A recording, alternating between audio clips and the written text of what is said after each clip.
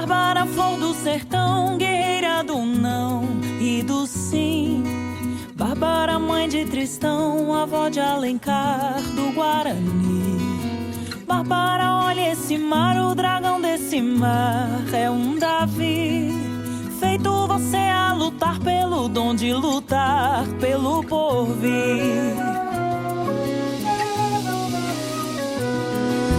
Bárbara ouve o conselho do velho de Quixeramobim.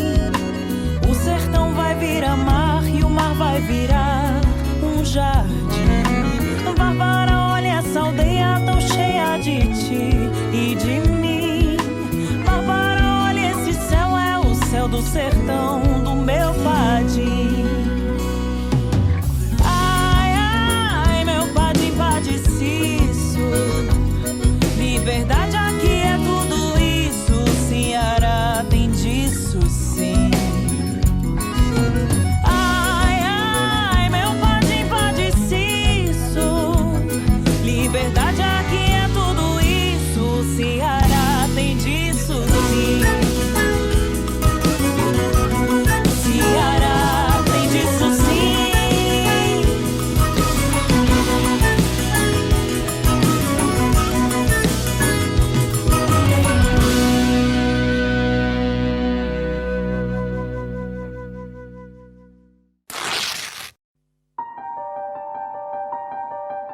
O período imperial no Brasil durou apenas 67 anos. Durante esse período, o país foi governado por um Pedro Imperador. Entrou no período regencial e foi governado por outro Pedro Imperador, que era filho do primeiro Pedro Imperador. Passou por 1, 2, 3, 4, 5, 6 rebeliões. Na economia, viu o ciclo do açúcar cair, os ciclos do algodão e do café subir.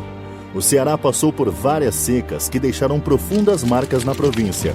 Viu a força do jangadeiro sair do mar e ganhar a terra para abolir a escravidão antes de qualquer outro lugar no Brasil. E claro, foi o berço de ilustres personagens. Bem-vindos ao Ceará do Brasil Império. Foi numa viagem de Santos para São Paulo que Dom Pedro, montado em seu cavalo, empunhou a sua cortante, brilhante, potente e imperial espada de sabre e declarou no ano de 1822, às margens plácidas do rio Ipiranga, independência ou morte? Bom, essa é a versão romântica da nossa história da independência. O certo é que o dia 7 de setembro de 1822 entrou para a história como o dia da independência do Brasil. Portugal, é claro, não gostou nada da ideia de perder sua lucrativa colônia assim. A metrópole queria manter pelo menos o Maranhão, o Piauí e o Pará como parte do território português. Em algumas partes do Brasil, forças leais a Portugal também não queriam a independência de jeito nenhum. Um exemplo foi o major português Fidié, que estava disposto a lutar no Piauí para continuar tudo do jeito que estava. E sabe aquela ideia de que não houve tiro nem sangue na nossa independência? Pois é, não foi bem assim. Eita, menino. Estão dizendo que Portugal quer manter a gente como colônia portuguesa, se tiver mesmo independência. Disseram que o Maranhão, o Pará e o Piauí continuam colônia e que a parte mais pro sul do Brasil fica independente. O major português Fidié diz que vai ficar do lado de Portugal.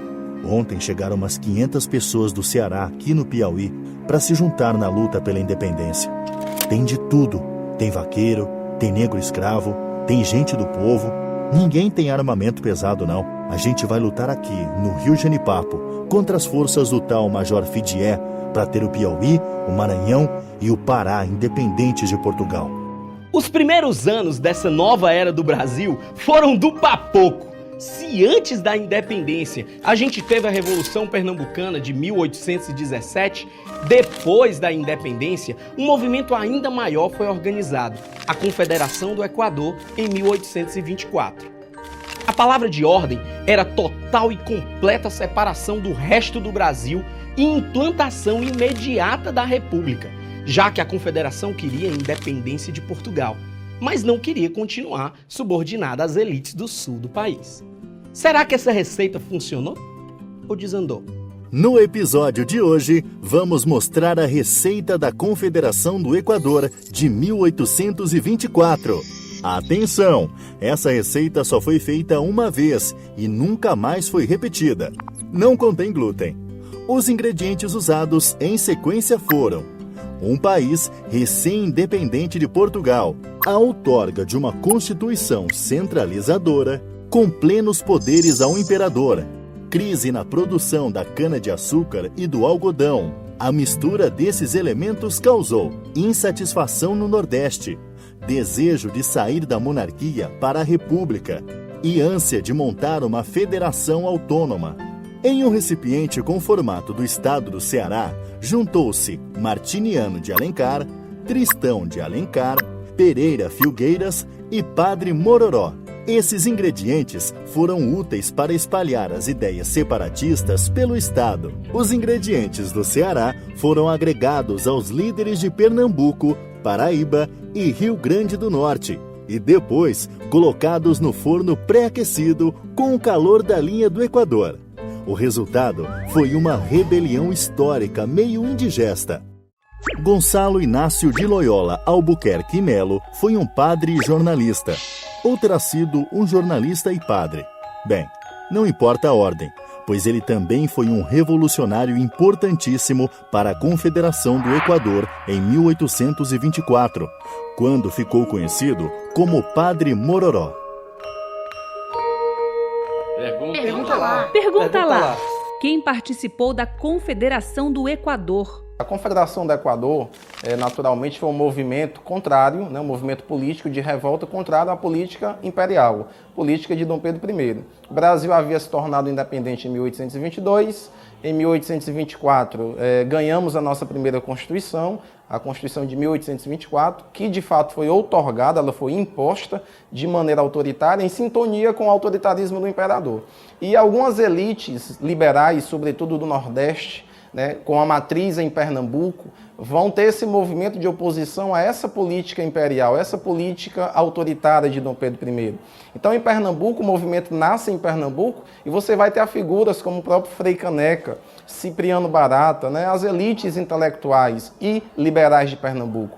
Essa influência acaba chegando no Ceará, visto que, sobretudo, o Ceará passa muito tempo ligado à capitania de Pernambuco. E essa influência dos pernambucanos sobre a capitania do Ceará ainda era visível, e, sobretudo na região do Cariri, com a família Alencar, a dona Bárbara de Alencar, matriarca da família, o José Martiniano de Alencar, que, por sinal, é pai do escritor José de Alencar, Tristão Gonçalves, irmão do José Martiniano de Alencar, Coronel Pereira Filgueiras, o Padre Inácio de Loyola, que vai ser o Padre Mororó. Esses são os personagens, são as pessoas mais atuantes dentro desse contexto da Confederação do Equador aqui no Ceará, visto que a Confederação do Equador nasce em Pernambuco, mas teve naturalmente a participação do Ceará, também em Rio Grande do Norte, Paraíba e Alagoas. Em 1831, Dom Pedro I precisava voltar para Portugal em caráter de urgência. Completamente desgastado pelas crises na política, ele abdica e passa a coroa do reinado para seu filho, viajando logo em seguida para Portugal. O príncipe Pedro Alcântara, que tinha apenas 5 anos na época, não podia assumir o governo. Em seu lugar, grupos de regentes se alternam no poder durante 9 anos. O período conhecido como regencial passou por grandes turbulências, com sucessivas revoltas. Em 1840, o príncipe Pedro teve a maioridade reduzida para 16 anos, foi coroado imperador e iniciou o segundo reinado do período imperial brasileiro, se tornando Dom Pedro II. Por volta do século XVIII, já haviam alguns povoados no Ceará, mas é por volta de 1850 que isso fica mais claro. É mais ou menos nessa época que as pessoas começaram a se organizar no terreno, tendo como base a família, seus agregados e os protegidos. Era fulano que era compadre de cicrano, que era apadrinhado de fulano, filho de cicrana, e todo mundo meio embolado na mesma história, protegido pela força da família. Genicleudo, chame fulano. Oxi, quem é fulano? Fulano, um primo de cicrano, um neto de Beltrano. Tu quer que eu desenhe pra tu, Genicleudo? Tu não sabe quem é o menino, não? É bem possível que o coronelismo tão falado na República tenha nascido justamente aí nessa época. Em 1850, é promulgada a Lei de Terras. De acordo com a lei, só haveria ocupação das terras por meio de compra e venda e pela autorização do imperador.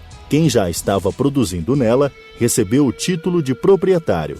Quem não tinha nada precisaria da autorização e de muito dinheiro para comprar. Os índios, negros libertos e pobres não tiveram direito a terra nenhuma. O algodão já existia na vegetação cearense antes do descobrimento, mas só começou a ser cultivado no Ceará como opção de matéria-prima para abastecer os mercados locais e internacionais. A Guerra Civil Americana, conhecida como a Guerra da Secessão, foi o auge da exportação do algodão cearense. Sua produção foi tão importante que ele chegou a ser chamado de ouro branco, devidamente exportado do Brasil para compradores na Europa, principalmente a Inglaterra. O algodão saía de Alagoas, Ceará, Paraíba e Rio Grande do Norte e se juntavam no porto de Pernambuco, seguindo direto para as ilhas da Grã-Bretanha. Embora o algodão aguentasse períodos prolongados sem chuva, as secas cada vez mais severas eram um desafio para o Ceará. Como não havia estrutura para diminuir os efeitos da estiagem, a população era castigada com privações de todos os tipos. Quando a chuva demorava muito para cair, as plantas ressecavam e o gado morria de sede e fome. A seca de 1877 a 1879 foi uma das mais severas da história do Ceará. Mais de 80 mil pessoas, famintas, fugiram de suas terras para tentar sobreviver na capital, Fortaleza. As imagens a seguir, feitas por Joaquim Antônio Correia, marcam o primeiro registro de fotojornalismo da época. Pergunta lá. Quais os impactos da seca de 1877? É interessante você observar que as condições de atraso aqui no Nordeste brasileiro eram muito visíveis. Claro, frutos da herança, da colonização, da escravidão, da desigualdade. E esse clima de atraso, esse clima de luta pela sobrevivência, acaba se agravando nos momentos de estiagem, de secas. A gente teve no Ceará a grande seca de 1777, a famosa seca dos 3 setes. E, por coincidência, um século depois, 1877, mais um período de grande estiagem. E os impactos desse momento é muito grande, sobretudo na economia cearense, sobretudo em Fortaleza, nossa capital. Então, o que é que a gente pode perceber nesse momento? Fortaleza, principalmente, não só Fortaleza, Baturité, Aracati, mas, de fato, o foco principal vai ser Fortaleza. Acaba sendo atingido por uma leva de retirantes. Pessoas que, fugindo da seca, fugindo das condições precárias de existência, buscam uma tentativa, uma oportunidade aqui na capital, na cidade grande. E é nesse exato momento onde você consegue perceber todo o impacto negativo disso. Mas impacto em que sentido? Essa leva, essa multidão de flagelados, assim como eles eram chamados, vão causar esse impacto na cidade de uma superlotação. A cidade não vai comportar essa população. E aí você vai ter a questão da marginalidade, você vai ter a questão do roubo para a sobrevivência, você vai ter a questão, por exemplo, da prostituição, mulheres que se prostituíam para tentar sobreviver naquele momento, naquele clima, e, sobretudo, o lado mais trágico e invisível, a questão das doenças, tá? Essa população ficava acondicionada numa situação precária aqui em Fortaleza, em abarracamentos, e aí, fatalmente, as doenças acabavam conseguindo se proliferar de maneira mais rápido. E aí a varíola, principalmente, acabava matando milhares de pessoas. E aí você conseguia perceber o contraste. Era o momento em que Fortaleza vivia um anseio pela modernidade, um anseio pelo progresso, tá? O que a gente chama de Belle Époque, a cidade cresceu, se modernizou, se urbanizou, mas aí no momento de secas, tudo isso ia por água abaixo, porque é como se a barbárie tomasse conta da nossa cidade. Então é óbvio que o efeito da seca de 1877, que claro que os números a gente pode até divergir, mas matou milhares de pessoas, foi um efeito negativo para a nossa cidade e para a história do Ceará no século XIX. Franklin Távora foi um advogado, político, jornalista, romancista e teatrólogo cearense, entre outras cositas más. Ele nasceu em Baturité e foi um dos primeiros escritores da escola literária naturalista realista no Brasil. Sua obra mais conhecida, O Cabeleira, foi produzida em 1876. Olha o jornal, jornal, apenas 40 réis o jornal, jornal, tem anúncio de compra e venda no jornal, jornal, só 40 réis o jornal, jornal. Os primeiros periódicos cearenses começaram a circular por volta de 1824. Mas o jornalismo na província só vai se intensificar mesmo 20 anos depois, no reinado de Dom Pedro II. Na época, além de informar sobre os andamentos da política, os jornais eram usados para anunciar a compra, a venda e o pagamento de recompensas para encontrar escravos fugitivos. Os negros escravos eram a base da mão de obra para qualquer trabalho no Brasil desde meados de 1700. Mas por alguma razão, quando se toca nesse assunto, é costume pensar que no Ceará não tinha negros. Por quê? Pergunta lá. Havia negros escravos no Ceará? Durante muito tempo, para algumas pessoas, a escravidão teve um peso muito pequeno aqui no Ceará. E, de fato, a presença de negros no nosso território, da população africana, ela foi menor. Se a gente comparar, de fato, a Pernambuco, um grande centro açucareiro no início da nossa colonização, se a gente comparar Minas Gerais, no auge da mineração, século XVIII, e mesmo chegando no século XIX ao café, a economia cafeeira, sobretudo no Rio. Nesses lugares, a presença africana ela foi mais marcante. No Ceará, que não tivemos essas atividades sendo desenvolvidas de maneira mais intensa, a colonização do Ceará foi baseada, sobretudo, na pecuária e na produção de algodão, na cotonicultura, duas atividades que não demandaram, não tiveram assim, uma exigência maior com relação a mão de obra escrava de origem africana. Então é óbvio que a gente teve a presença do negro, sobretudo se a gente também analisar que muitos negros foragidos de outras regiões acabavam vindo para o Ceará. Mas por que vinham para o Ceará? A gente ficou muito tempo fora desse eixo da colonização. Aqui, a presença do Estado português era menor, a vigilância era um pouco menor. A gente não pode afirmar que não existia, mas era um pouco menor. Então, muitos negros acabavam vindo para cá nessas fugas, né, montando quilombos e por aí afora. Então, é claro que a gente teve a presença dos escravos africanos, sim, a presença do negro africano na nossa capitania. 5 coisas que você não sabia sobre os negros no Ceará. 1. Por causa dos mares rebeldes, o desembarque de navios com negros escravos raramente acontecia no Ceará. 2. No Ceará, os mais numerosos eram os negros da etnia Banto, que eram embarcados em Angola. 3. De acordo com o Código de Posturas de Icó, publicado em 1872, escravos não podiam usar calçados. Por isso, uma das primeiras providências dos escravos quando fugiam era arranjar ou furtar sapatos para passarem como libertos. 4. Os donos de escravos publicavam nos jornais tanto os anúncios de venda e compra, como as notícias de procura de escravos fugidos. Era comum a descrição física, com detalhes para as marcas de violência no corpo. 5. A Igreja do Rosário, no centro de Fortaleza, foi erguida pela principal confraria de negros escravos no Ceará, a Irmandade de Nossa Senhora do Rosário dos Homens Pretos. Abolição da escravatura, Chile, 1823, Bolívia, 1826, México, 1829, Colômbia, 1851, Argentina, 1853, Brasil, 1888. O tráfico internacional de pessoas em condição de escravidão já tinha sido proibido desde 1850. Mas o comércio de pessoas no Brasil ainda durou até as vésperas da abolição. Com a Grande Seca de 1877, a manutenção de escravos se tornou economicamente inviável no Ceará.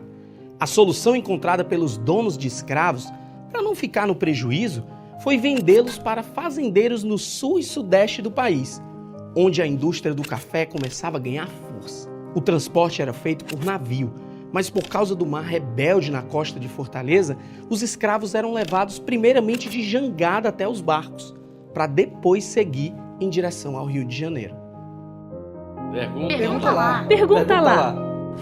Como foi a abolição dos escravos no Ceará? visto que a abolição aqui no Ceará vai acontecer de maneira pioneira com relação ao restante do Brasil. O Ceará vai ser a primeira província a abolir de fato a escravidão aqui no Brasil, tá? E aí a gente fica imaginando, fica pensando, isso foi fruto somente da camaradagem do cearense, da solidariedade, tá? Isso pode ser levado em consideração sim, mas não é somente isso.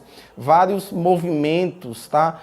Clubes para libertar os escravos, clubes abolicionistas, a própria rebeldia dos escravos, o contexto que o Ceará nunca precisou muito, nunca demandou muito da mão de obra escrava. Portanto, o fim da escravidão não representava um colapso da nossa economia. Então, essa menor questão da escravidão no nosso estado também contribuiu.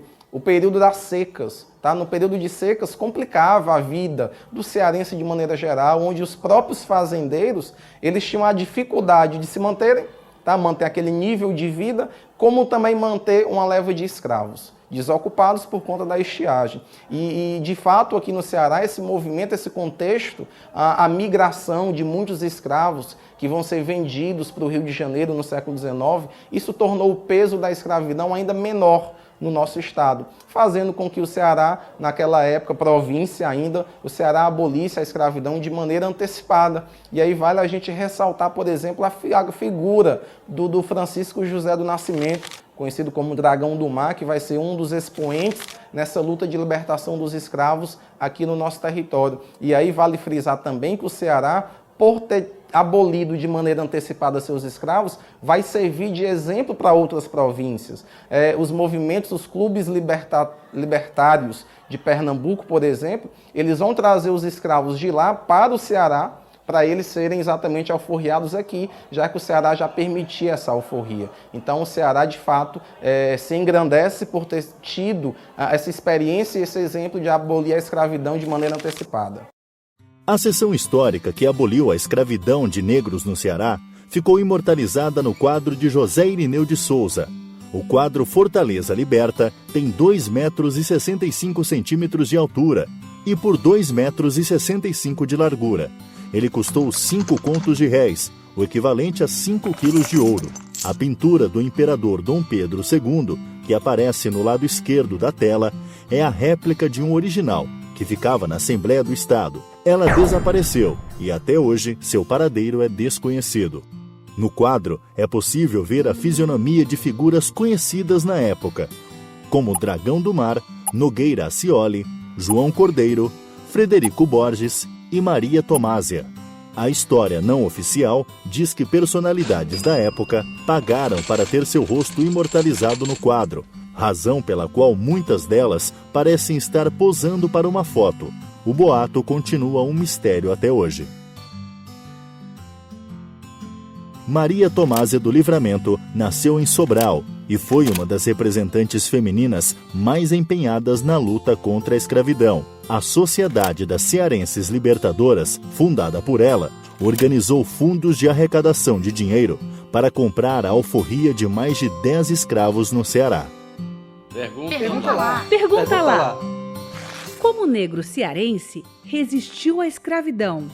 Os escravos, de origem africana, os negros escravizados, procuravam resistir à escravidão de diversas maneiras, sobretudo porque é algo inerente. Resistir à condição de escravo, resistir contra a falta de liberdade. E aí nessas resistências, rebeldia à escravidão, você pode citar, por exemplo, as fugas que aconteciam de maneira isoladas ou coletivas. Você pode citar, por exemplo, a formação dos quilombos, aldeias onde reuniam, de certa forma, para proteger esses escravos que eram foragidos. Você vai ter negros que acabavam preferindo cometer o próprio suicídio a continuar a vida de escravo ou a serem recapturados. Você vai ter negras que preferiam um aborto ao invés de ter o filho e que aquele filho também vivesse naquela condição de escravos. Você vai ter as formas de resistência mais sutis, negociação com o senhor.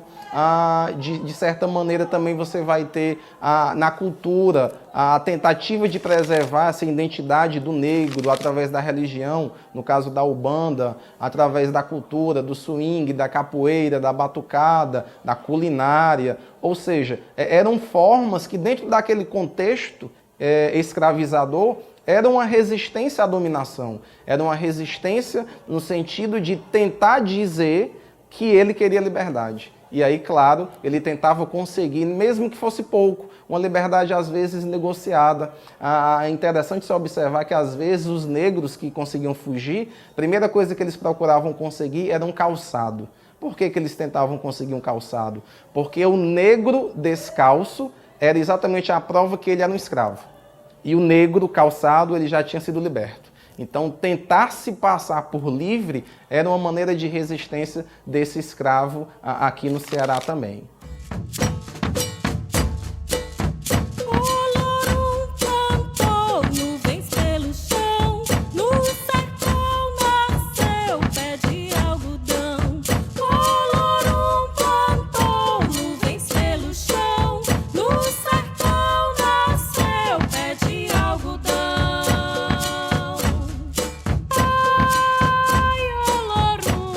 25 de março, Dia do Maracatu em Fortaleza. Depois da abolição dos escravos no Ceará, a vida seguiu seu fluxo. Fortaleza passou a ser a principal cidade da província e enriqueceu bastante com os lucros da era do algodão. Aos domingos, a sociedade desfilava a última moda de Paris na Praça do Passeio Público. Os granfinos ouviam o talento de Alberto Nepomuceno para a música, participavam de grupos literários, se impressionavam com as pesquisas de Rodolfo Teófilo e se orgulhavam de Bezerra de Menezes, o médico dos pobres. Na época, também discutiam muito política. O Partido Republicano ganhava forças, já antecipando o começo de uma nova era. O período do Império no Brasil termina no dia 15 de novembro de 1889.